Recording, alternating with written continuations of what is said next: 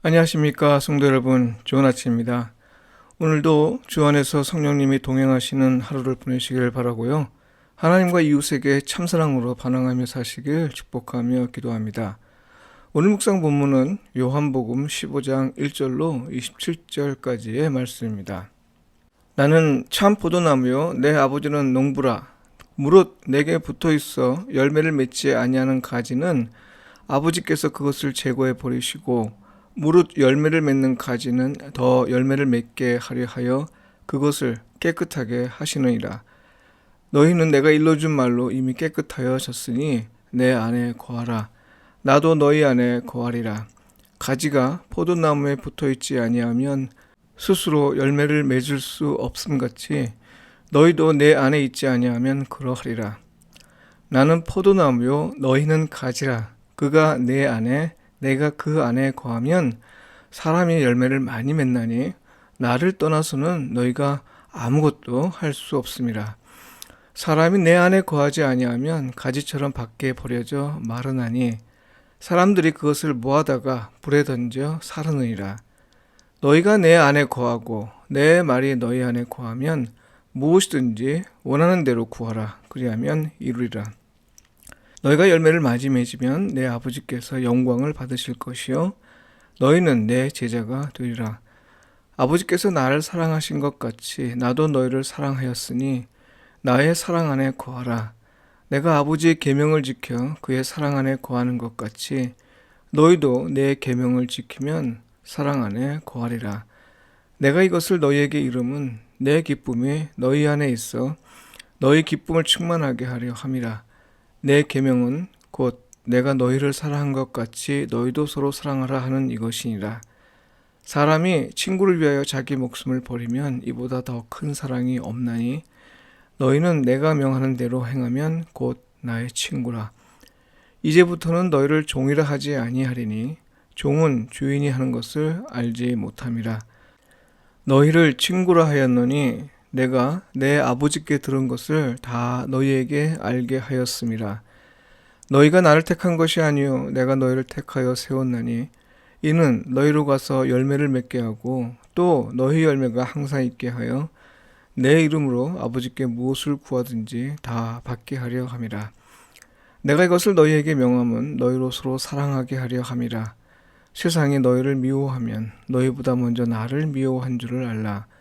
너희가 세상에 속하였으면 세상이 자기의 것을 사랑할 것이나 너희는 세상에 속한 자가 아니요 도리어 내가 너희를 세상에서 택하였기 때문에 세상이 너희를 미워하느니라. 내가 너희에게 종이 주인보다 더 크지 못하다 한 말을 기억하라. 사람들이 나를 박해하였은즉 너희도 박해할 것이요 내 말을 지켰은즉 너희 말도 지킬 것이라. 그러나 사람들이 내 이름으로 말미암아 이 모든 일을 너희에게 하리니 이는 나를 보내신 이를 알지 못함이라. 내가 와서 그들에게 말하지 아니하였더라면 죄가 없었으려니와 지금은 그 죄를 핑계할 수 없느니라. 나를 미워하는 자는 또 내 아버지를 미워하느니라. 내가 아무도 못한 일을 그들 중에서 하지 아니하였더라면 그들에게 죄가 없었으려니와 지금은 그들이 나와 내 아버지를 보았고 또 미워하였도다. 그러나 이는 그들의 율법에 기록된 바 그들이 이유 없이 나를 미워하였다 한 말을 응하게 하려 함이라. 내가 아버지께로부터 너에게 보낼 보혜사 곧 아버지께로부터 나오시는 진리의 성령이 오실 때에 그가 나를 증언하실 것이요 너희도 처음부터 나와 함께 있었으므로 증언하니라. 아멘. 그리스도인은 주 안에 거하는 사람입니다. 이 제목으로 말씀을 묵상하겠습니다. 신앙의 초기 단계에 계신 분들 가운데 많은 분이 제기하는 질문이 있습니다. 사실 신앙이 열리는 깊은 분 역시 대충 알고는 있겠지만요, 확실한 대답을 하지 못해 궁금해하기는 마찬가지일 겁니다. 그건요, 감각적으로 지각할 수 없는 하나님과 교회의 관계는 어떻게 가능한가 하는 거죠. 더는 이 땅에 육체적으로 계시지 않는 예수 그리스도와 교회의 관계는 어떻게 가능한가 하는 겁니다. 여러분은 이 질문에 어떻게 대답하시겠습니까? 가장 쉬운 대답으로 주어지는 건 믿음입니다. 믿음은 비록 보이지 않는 하나님이라도 그분의 존재와 사역을 인정하게 하고요. 또한 하늘에 계신 예수 그리스도가 여전히 교회를 다스리고 돌보신다는 사실을 인정하게 합니다. 그런데요, 이런 대답이 틀리지는 않았습니다만 아무 설명도 없는 이런 대답을 듣는 성도님들이 좀 불편해합니다. 특히 청년들의 경우엔 교회를 떠나는 이유이기도 하지요. 무조건 믿으라는 말로 들리기 때문입니다. 믿어야 하는 건 사실이지만 설명을 좀 해달라는 거죠. 틀리지 않는 대답입니다만 성령 하나님과 그분이 행하시는 일들을 제대로 알지 못하는 사람의 대답이라는 건 분명합니다. 신학적으로 제대로 훈련받지 않은 분들이 곧잘 저지르는 실수이지요. 우리나 교회가 말이죠, 하늘에 계신 하나님과 관계할 수 있는 이유는요, 바로 성령님이 계시기 때문입니다. 성령님은 하나님이 우리 안에 거하시는 분입니다. 성령님은 삼위일체 세 위격 가운데 한 분으로 하나님이십니다.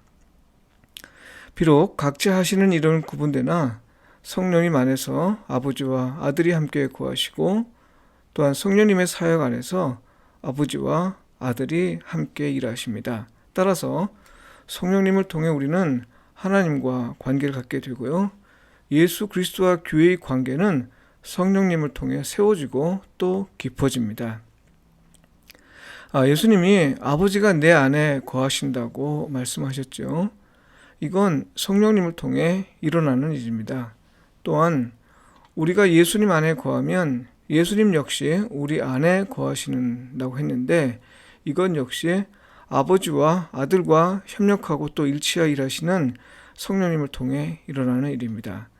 그러니 성령님을 말하지 않고는 그리스도 안에 있는 사람으로 사는 건 가능하지 않습니다. 그런데요, 그리스도 안에 있으면 어떤 일이 벌어질까요? 오늘 본문은 크게 두 가지를 말하고 있습니다. 하나는 열매를 많이 맺게 된다고 했고요. 다른 하나는 예수님 안에 있고 또 그분의 말씀이 그 안에 거하는 자는 기도 응답을 받는다고 했습니다. 먼저 열매를 많이 맺는다는 건 무엇을 의미하나요? 예수님 두 가지를 말씀하셨습니다. 하나님께서 영광을 받으시며 또한 예수님의 제자가 된다는 것이죠. 성경에서 열매는 흔히 겉으로 드러난 선한 행위를 말할 때 사용됩니다. 그렇다고 속은 전혀 그렇지 않은데 겉으로만 선하게 보이려는 목적으로 하는 건 아니죠.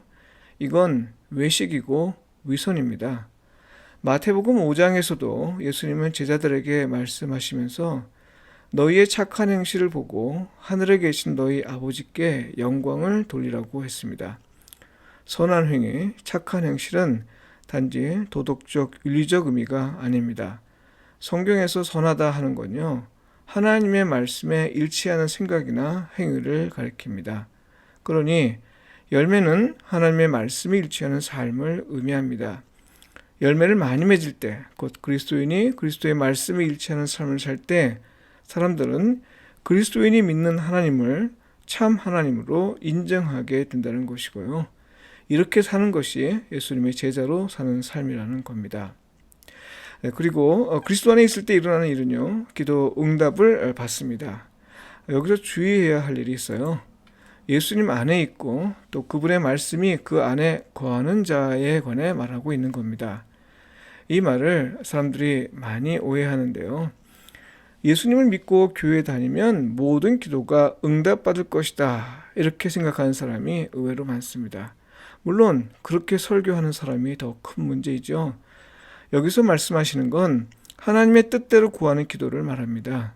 예수님 안에 있고 그분의 말씀을 늘 마음에 새겨 말씀에 일치하여 사는 사람이 하나님의 뜻과 전혀 다른 것을 구할 리 없지요. 기도 응답에서 관건은 하나님의 뜻을 구하는 겁니다. 우리의 욕심을 채우기 위해 구하는 기도에는 응답하는 능력이 없습니다. 야고보서에는 이렇게 기록되어 있습니다. 구하여도 받지 못함은 정욕으로 쓰려고 잘못 구하기 때문이라. 요한복음 14장 5절의 말씀은 기도 응답과도 연결되어 있습니다. 그러니까요, 기도 응답을 받는 삶을 통해 하나님께서 영광을 받으십니다. 그리고 기도 응답을 받는 삶이 곧 제자의 삶입니다. 그리스도인은요, 그리스도 안에 있는 사람입니다. 사람들이 그리스도인의 선한 행실을 보고 그들이 믿는 하나님이 참 하나님이심을 인정할 수 있도록 동기부여를 하는 사람입니다. 이것을 두고 하나님 아버지께서 영광을 받으신다고 말했지요. 그리고 그리스도인은 예수님의 제자입니다. 말로만 혹은 겉모양으로만 제자인 척 사는 것이 아니고요. 세상이 예수님의 제자임을 인정할 수 있도록 자극하는 사람입니다. 이게 어떻게 가능해요? 요한복음 13장 35절을 소환해 볼까요? 너희가 서로 사랑하면 이로써 모든 사람이 너희가 내 제자인 줄 알리라. 이게 무슨 말이에요? 새 계명에 따라 사는 사람이 그리스도인이라는 거고요. 우리가 서로 사랑함을 통해 교회 밖에 있는 사람들은 비로소 우리를 예수님의 제자로 인정하게 된다는 말입니다. 지금까지 말씀을 정리하면요. 그리스도인 곧 주 안에 있는 사람은 새 계명에 따라 사는 사람이라는 말과 같습니다. 그리스도인은 대단한 사역을 통해 인정받는 게 아닙니다. 오직 서로 사랑함으로써 예수 그리스도의 사랑을 세상이 알도록 하는 것, 바로 이것을 통해 그리스도인으로 인정받습니다. 성도 여러분, 오늘도 그리스도인으로서 사시길 노력하십시오. 무엇보다 사람들이 여러분을 보고 야, 저 사람은 그리스도인이야, 이렇게 인정할 수 있는 사람으로 사시길 축복하며 기도합니다. 그 길은 멀리지 않습니다. 여러분 가장 가까운 사람을 사랑하는 것으로 시작하십시오. 기도드리겠습니다. 우리를 사랑하신 주님, 주님의 사랑을 우리가 얼마나 깊이 느끼고 있는지 때로는 의문입니다. 우리 삶에서 그 사랑이 나오지 않기 때문이죠. 바라건대 주님의 사랑이 내 말과 행위를 통해 나타나도록 성령께서 우리의 연약함을 도우소서. 그리하여 하나님의 영광을 받으시는 삶을 살게 하소서. 기도에 응답받는 사람이 되게 하소서. 아멘.